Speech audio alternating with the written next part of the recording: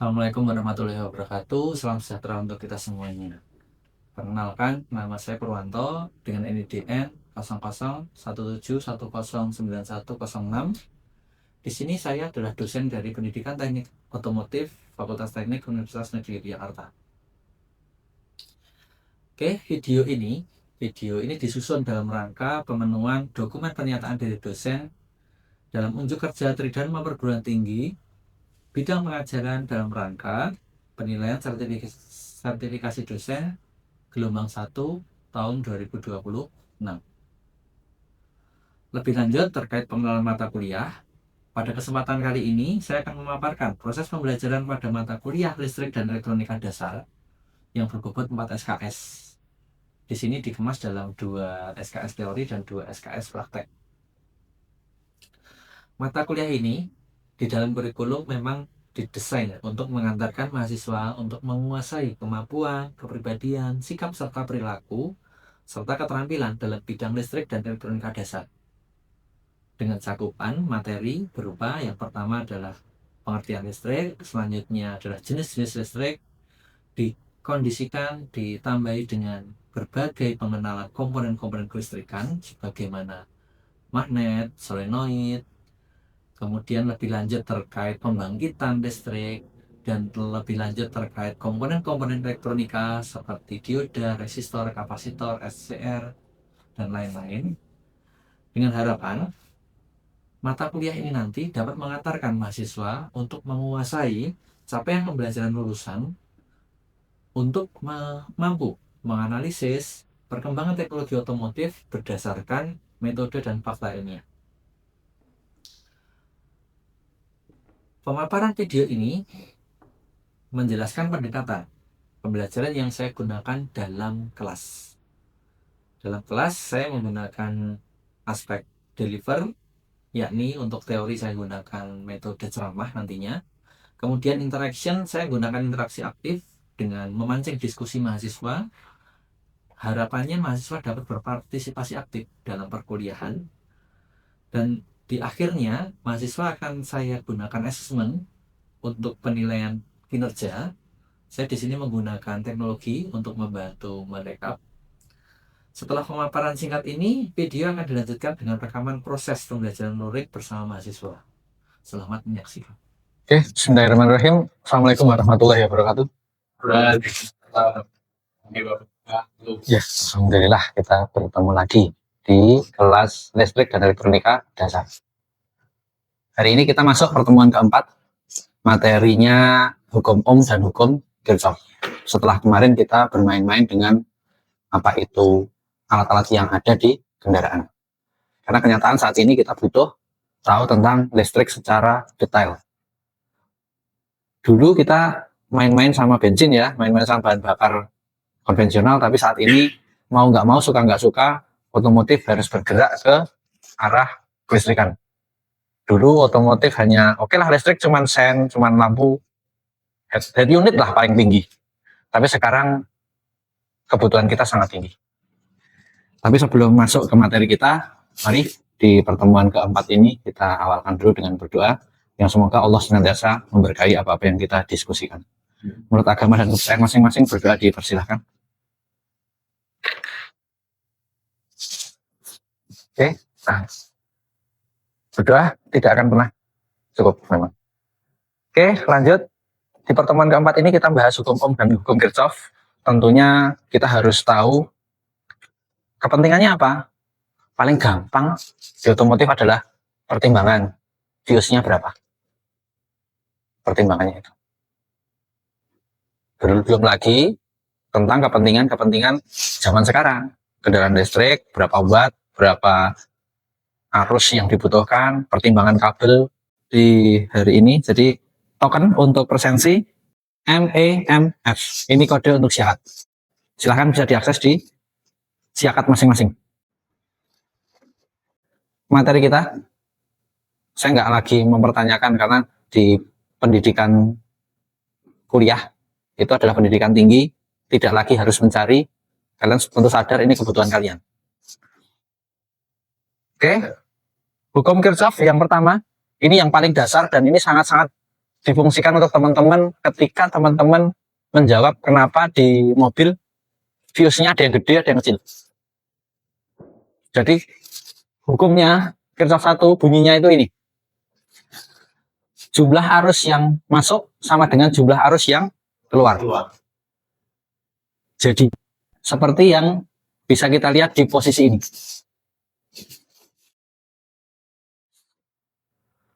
Jadi posisinya apa? Mirip seperti mobil yang masuk di percabangan. Kalau masuk di percabangan 10, yang keluar di percabangan mesti 10.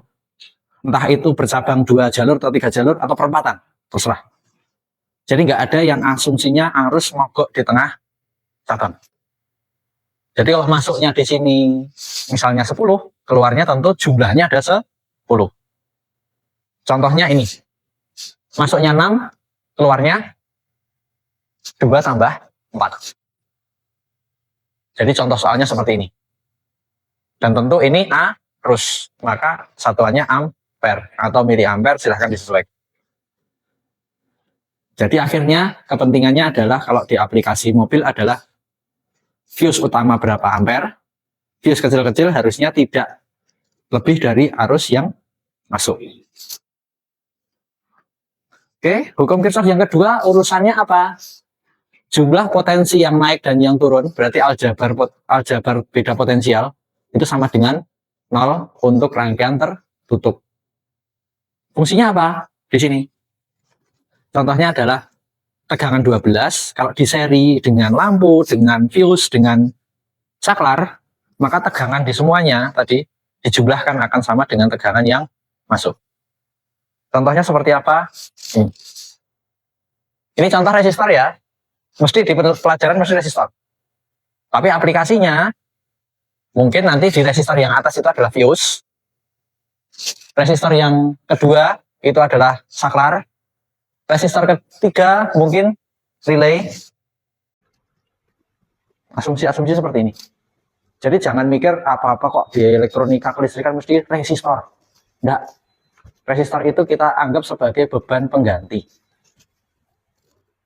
Oke, bisa dipahami? Jadinya apa di sini rumusnya? Tuh, inputnya 15 volt, sumber listrik baterainya adalah 2 tambah 3 tambah 6 tambah 3 tambah 1. Itu tegangannya di jumlah. Ini nanti kita akan bahas ini di contohnya adalah kasus di lampu yang redup di motor. Kenapa akhirnya lampu redup di motor yang diberesi bukan lampu, bukan kabel, tapi hanya bersih-bersih soket. Ini kasusnya. Sampai sini ada yang tanyakan? Silahkan. Jadi intinya hukum Kirchhoff itu hanya 2. Yang pertama arus, yang kedua tegangan. Kalau arus itu masuk dan keluar sama, tegangan itu tegangan sumber sama dengan jumlah tegangan yang dipakai. Kalau secara rumus kita tuliskan secara ringkas, gitu. Yang pertama, arus masuk sama dengan arus keluar. Kita kasih sigma ya, berarti apa? Jumlah. Yang kedua, itu tegangan sumber sama dengan tegangan, jumlah tegangan keluar, sama aja. Kepentingannya apa? Ini kita tekankan sebelum hukum Ohm. Hukum Ohm itu rumus dasarnya segitiga ini. Kayak saya tuliskan di sini, segitiganya cukup efektif, V, I, R. Ini pelajaran SMP. Yang kita tahu pelajaran SMP ini, dulu susah ya bacanya ya, ngapalin rumus juga males. Tapi dengan segitiga ini tinggal kita tutup. I sama dengan V bagi R sama dengan V bagi I, V karena sebanding, tidak atas bawah. Tentunya kembali ke SMP dulu, semua satuan dikembalikan ke internasional. Jadi bunyi hukum Ohm di sini adalah arus listrik pada suatu beban listrik berbanding lurus dengan tegangan dan berbanding terbalik dengan hambatan. Jadi arus itu sebanding dengan tegangan, tapi berbanding terbalik dengan hambatan. Kepentingannya apa? Ini kepentingannya untuk menentukan besar kabel atau menentukan resistor mana, fuse sekring mana yang perlu kalian up jika bebannya dirubah. Contohnya apa Pak? Bawaan motor headlampnya apa? Headlampnya halogen. Sekarang diganti LED. bilet, proji, yang tentunya wattnya beda. Kalau wattnya beda, arusnya beda. Arusnya beda, tentunya kabelnya berubah, fuse-nya berubah. Oke. Sampai sini ada yang tanyakan? Belum? Oke. Kita masuk rangkaian seri. Masih ingat tadi hukum Kirchhoff yang kedua? Jumlah tegangan masuk sama dengan jumlah tegangan keluar atau aljabarnya itu. Akhirnya apa? Rumusnya pun sama. Kita turunkan dari Kirchhoff 2, turun ke sini. E sama dengan V1, V2, V3, karena di sini kita 3 beban ya. Akhirnya kalau dengan matematis kita gabungkan, maka arus sama dengan resistansi 1 tambah 2 tambah 3. Akhirnya hukum ohmnya kita keluarkan, ketemunya rumusnya yang kuning bawah. Maka di sini kita simpan lagi ketika seri itu apa? R total, R seri atau R total sama dengan R1 plus R2 plus R3 dan seterusnya. Oke, sebanyak apapun tinggal dijumlah selama seri. Kepentingannya apa Pak? Ini kita pelajari. Kepentingannya ya tadi, kalau misalnya kasus headlamp redup, kok kenapa yang dibersihkan? Soketnya. Sama kasus kemarin, mahasiswa sudah dia namanya merasa paham ya, tapi lulusan SMA, jadi kita pahamilah. Dia mikirnya apa? Masang klakson itu hanya seri, baterai, saklar, klakson. Pertanyaan, klakson arusnya besar atau tidak? Besar. Akhirnya, saya gambarkan simpel. Baterai, ini klakson, ini saklar. Baterai positif ya, nyambung, ini grounding. Oke. Ini pun juga ke grounding. Ini ditekan, bersih api. Maka semakin lama di sini ada percikan, ada arang, akhirnya jadi hambatan. Akhirnya mungkin hambatan awalnya 4 ohm, akhirnya arusnya itu 12 volt. Tadi masih ingat? I, V per R. Ketemunya di sini 3 ampere. Tapi ketika di sini ada 1 ohm saja, maka di sini akan turun. Maka ini efek semakin pelan. Ini contoh soalnya. Sama. RS-nya berapa? R serinya dijumlah. Kemudian kita bisa tentukan arus. Masih ingat hukum Kirchhoff? Arus masuk sama dengan arus keluar. Pertanyaan, kalau nggak ada cabang, arusnya sama nggak? Sirkuit nggak ada cabang. Di sini 10 mobil. Di sana 10 mobil nggak? Di titik manapun akan 10 mobil. Arus pun sama. Jadi selama nggak ada percabangan, arusnya dimanapun sama. Cuman yang beda adalah tegangan. Oke. Sampai sini ada yang tanyakan? Ada Pak. Ya, silakan. Mungkin ini Pak, kalau soal yang tadi kan sempat dibahas lampu kita. Ya. Ya kan kita ada lampu sen motor itu, Ya. sen mobil. Ya. Biasanya kalau mati satu apa ada masalah di salah satu lampu Ya. kan jadi kedipnya kencang atau malah jadi pelan. Ya. Seperti itu gimana tuh Pak? Oke, ini pertanyaan bagus dari Mas Nugroho. Jadi ini yang terjadi di mobil kebanyakan. Kalau motor juga sebenarnya ada, tapi ini kasus untuk flasher bawaan ya, bukan flasher digital, karena flasher digital kita belum teliti lebih lanjut. Karena flasher konvensional kenapa dipakai? Karena dia sangat, kita ngomong sangat stabil, handal, tapi juga ternyata safety-nya tinggi. Contohnya apa? Kita bukakan YouTube aja lah, biar kalian langsung bisa cari lebih detail nanti. Kita cari di sini misalnya relay flasher ya. Nggak usah dibesar kecilkan, nggak apa-apa. Ini membuat sendiri relay flasher. Konsepnya apa? Di sini kalau kalian lihat, flasher ini hanya kepentingannya apa? hanya relay, kapasitor, dan resistor. Saya percepat saja, kita cari inti dari pengujian ini.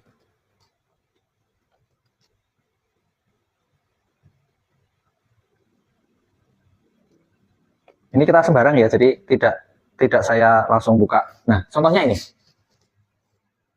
Kalau kita perhatikan di sini, ini hanya kepentingannya apa? Kapasitor sama resistor. Dan akan dikuras oleh besarnya lampu. Jadi kalau lampunya berubah hambatannya, berubah dayanya, otomatis waktu pengurasan berubah.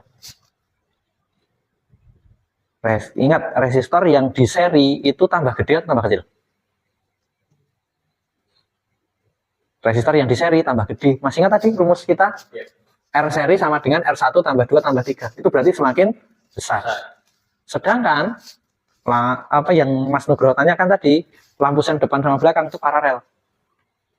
Resistor yang di paralel itu malah tambah kecil. Jadi ketika kecil itu kita sampaikan waktu kurasnya lamban. Tapi ketika resistornya besar, maka waktu kurasnya jadi cepat. Makanya ketika lampu salah satu mati, kedipnya berubah, kedipnya semakin cepat. Makanya itu salah satu safety-nya. Jadi tetap teman-teman kalau yang sudah terbiasa nyetir, jangan abaikan feeling. Ada satu penelitian bagus, saya malah lupa kemarin itu penelitiannya namanya siapa lupa, tapi baru saya baca minggu lalu, orang Cina yang meneliti, yakni mengendarai kendaraan konvensional, kendaraan manual, bukan matic, bukan apalagi yang auto drive itu kita lebih care, insting kita lebih terjaga. Akhirnya kita bisa ngeh, oh mobil ini bermasalah atau tidak. Kedipnya biasa per detik, kok ini per setengah detik, oh, berarti ada masalah. Jangan diabaikan. Oke, begitu Mas. Untuk detailnya nanti silahkan kami kirimkan jurnalnya nanti di akhir-akhir agar teman-teman lebih up to date terhadap perkembangan yang ada. Ingat, ini materi masih dasar. Tapi bagus Mas Nuk tadi pertanyaannya cukup. Ini yang terkait paralel sama. Kalau paralel itu disambungkan secara berjajar. Mirip seperti kalian masang lampu di rumah. Mirip kalian masang apa ya kalau di kendaraan itu, ya tadi lampu sen tadi depan sama belakang di paralel, tapi kiri ya kiri, kanan ya kanan. Jangan kiri kamu paralel kanan, nanti error. Depan belok kiri, belakang dianggap belok kanan. Oke, ini rumusnya pakai seper. Kalau diturunkan dari hukum Kirchhoff 1, arus masuk sama dengan arus keluar. Itu rinciannya seperti yang bisa kalian lihat di depan ini. Dari atas, jika I1 dan seterusnya ini diringkas, maka I sama dengan I1 tambah I2, I3. Ini hukum Kirchhoff 1. Yang kemudian dialjabarkan ke bawah, ketemunya yang kuning. Akhirnya ketemu seper RP di sini. Kalau saya tuliskan ringkas di papan tulis, jadi teman-teman dapat beberapa rumus ya nanti ya. Ini kalau paralel itu R seper RP sama dengan seper R1 plus seper R2 dan seterusnya. Jadi akhirnya bukan rumus yang harus dihafal teman-teman. Semua fisika matematika itu semua rumus itu dapatnya dari mana itu bisa ditelusur. Makanya saya sampaikan teman-teman yang fobia terhadap matematika jangan dihafal, pahami saja. Seperti saya zaman SMA, zaman SMP, fisika nggak pernah ngapalin rumus karena saya yakin di situ mesti ada satuan. Kecepatan, satuannya apa? Mas Emil. Kecepatan. Kecepatan apapun. Oke, tentu kita log. Satuan kecepatan kilometer per jam. Maka kilometer dibagi jam. Mindset kita langsung berarti jarak dibagi waktu. Udah. Nggak perlu dihafal rumus itu. Dan saya yakin di semua soal mesti satuan nggak akan pernah dilupakan. Hambat jenis, massa jenis, kilometer per liter. Oh, bukan kilometer, kilogram per meter kubik. Kan berarti kilogram massa meter kubik volume. Udah. Jangan terlalu dibuat sulit. Oke, itu jadi rangkaian paralel contohnya ini. Ingat, rangkaian paralel bagusnya adalah satu. Ini tegangannya sama. Mati satu, yang lain tetap nyala. Tapi kalau seri, mati satu, semuanya mati. Jadi kalau seri itu untuk pengendalian, paralel untuk pembagian. Oke, ini yang contoh soalnya yang paralel pun sama. Di situ, oh yang ini campuran teman-teman.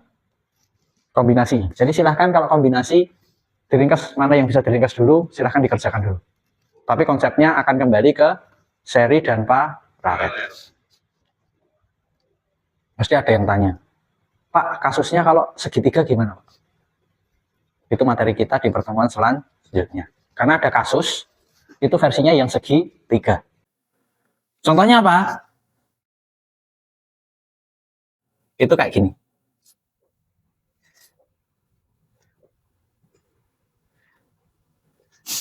Ini plus, ini minus. Ini nggak bisa ini diringkas.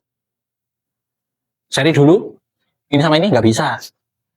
Paralel dulu nggak bisa. Kita harus seakan-akan bikin ekuivalensi. Ini akhirnya ini dihapus, ini dihapus, diganti ini. Nanti kita buatkan khusus untuk yang ini. Oke, itu kasus khusus. Ada lagi? Sekarang pertanyaan simpel. Kehidupan sehari-hari, gimana kabar? Aman? Listrik di rumah aman? Kalau lampu rusak, perlu nyari orang? Atau kalian perbaiki sendiri? Oke. Itu contohnya. Ada yang tanyakan sebelum saya kasih evaluasi? Boleh, Mas Emil, silakan. Sehari-hari ngetes HP itu, Pak. Ya. Bagi spesifikasi kan di baterai 0%, Ya. itu harus masih 2 ampere dan voltase 5 volt. Ya. Kemudian kalau udah nyampe ke 90%, Ya. ampere-nya turun. Ya. Jadi, voltasenya tetap bagaimana? Oke. Siap. Itu tentang pengisian ya. Jadi itu tentang baterai nantinya. Karena posisinya kalau saya jelaskan tentang konsep, kita sampaikan gini simpelnya ya. Toren air, kalau mau diisi dari toren sebelahnya, kita mindsetnya kalau langsung disambung aja, yang dari 0 menuju setengah kan cepat banget. Tapi ketika setengah menuju penuh, itu semakin melambat. Itu konsep gampangnya gitu. Tapi saat ini kita tidak bisa menafikan fakta bahwa zaman sekarang baterai harus lebih dikondisikan. Apa? Dengan cara manajemen baterai yang lebih baik. Kepentingan dari produsen adalah agar konsumen terjaga. Masih ingat ada baterai yang meledak? Atau kendaraan-kendaraan listrik yang pakai baterai lithium ion yang ternyata meledak? Sama aja. Tapi contohnya gitu. Kasusnya apa? Kalau baterai itu tidak dimanajemen dengan tepat, baterainya bisa cepat rusak. Entah itu meledak, entah itu drop. Dan kalau kalian lebih detail lagi, sekarang ada zaman fast charging. Saya berulang kali menggunakan namanya Voltec Doctor atau Charging Doctor ya. Jadi setelah output charger itu kita kasih dock tambahan, itu voltasenya ternyata nggak cuma 5. Kadang 12, kadang sampai 17, kadang sampai 19. Arusnya pun juga tadi fleksibel. Loh, kepentingannya apa? Kepentingannya untuk mempercepat proses pengisian. Tapi jika ternyata suhunya naik, automatically akan di-rem. Makanya output dari charger itu tidak sembarangan kita colok, walaupun sambungannya sama. Sekarang kompatibel C. Tapi saya yakin kalian pernah ngerasain charger handphone dengan charger pinjaman. Handphonenya panas, cepat penuh, dipakai cepat habis. Tapi itu di luar dari hukum Ohm dan Kirchhoff. Kalau hukum Ohm dan Kirchhoff memang kepentingannya hanya menjelaskan ke teman-teman hubungan tegangan dan arus ketika dikasih beban yang dirangkai seri atau paralel. Tapi yang jelas tadi terima kasih bahwa oh ternyata electrical di otomotif akan sangat berkembang. Dan setelah ini nanti pertemuan kita selanjutnya kita akan bahas tadi tentang baterai. ada. Praktek kita akan tentang baterai juga. Oke, mungkin cukup untuk hari ini. Closingnya untuk hari ini, saya minta tolong ini diisi. Ada sedikit, kita sampaikan penilaian lah. Jadi posisinya ada penilaian, saya gunakan di sini pakai quizzes. Mari silahkan bisa dimainkan. Tidak harus kerjakan di sini. Ini dikerjakan di rumah boleh. Jadi nanti akan saya share di WA group. Jadi ini sebagai penugasan. Bahwa teman-teman itu sudah memahami atau belum. Sebagai dasar saya untuk kita minggu depan lanjut atau sedikit ulang ini. Oke. Jadi pertanyaannya aman kok. Hukum Kirchhoff apa? Kepentingannya apa? Terus aplikasi di kehidupan sehari-hari. Oke, mungkin itu. Jadi tugasnya hanya ngerjain quiz online. Oke, mungkin itu Mas Nuk, Mas Emil, dan kawan-kawan yang lain. Ada yang mau disampaikan sebelum diakhirkan? Cukup? Saya tidak nge-close komunikasi, tidak harus di kelas. Jam berapapun, kapanpun, kalian WA boleh. Sebagaimana semboyan saya memfasilitasi semaksimal yang saya bisa. Berarti apa? Kalau ada chatting, saya respon kalau sadar. Karena saya yakin chatting nggak ganggu hidup kok. Tapi kalau telepon yang ganggu itu. Cuman kalau telepon berarti darurat. Oke, mungkin itu closing untuk hari ini. Yang jelas saya hanya ingin menyampaikan teruslah bertumbuh. Tidak ada kesempatan, tidak ada waktu untuk kita stagnan. Karena apalagi zaman sekarang sangat-sangat dinamis. Kita bayangkan dulu otomotif harus engine, harus konvensional. Sekarang ada yang lebih canggih. Cina terakhir saya lihat bikin apa? Nggak cuman driveless untuk paketan mas, tapi driveless untuk kontainer. Jadi bukan hanya driveless paketan kecil-kecil yang minim risiko, enggak. Kontainer berarti risiko besar. Oke, jadi untuk hari ini bisa kita simpulkan ya teman-teman ya. Untuk rangkaian seri paralel berikut juga untuk hukum Kirchhoff. Hukum Kirchhoff, jumlah arus masuk sama dengan jumlah arus keluar. Itu untuk Kirchhoff 1. Kirchhoff 2 adalah semua tegangan masuk sama dengan jumlah semua tegangan yang keluar.